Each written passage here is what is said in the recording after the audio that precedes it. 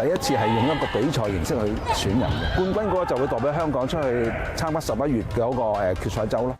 有實力嘅人都已經報咗名，攞多啲獎牌啦。期望就係香港都有水準嘅。我哋喺大專嘅時候就已經有夾開呢隊 team 啦。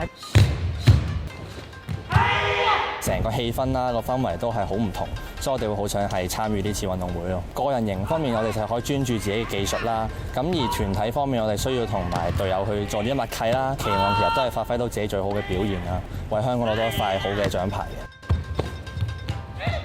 第一次參加全運會，咁我都想喺全運會裏面攞到個佳績啦。全運會都比較多人打啦，所以體能上面要做得更加好啦。可能會做多啲體能嘅練習啦，打多啲比賽，攞多啲經驗，就等全運會發揮得更加好。我喺上年嘅1月啦，就比賽嗰陣時整親啦，就希望透過呢個選拔賽啦，就攞翻呢個比賽嘅感覺啦，去準備嚟緊之後嘅唔同嘅比賽咯。希望喺全運會可以贏到啦，一路攞冠軍。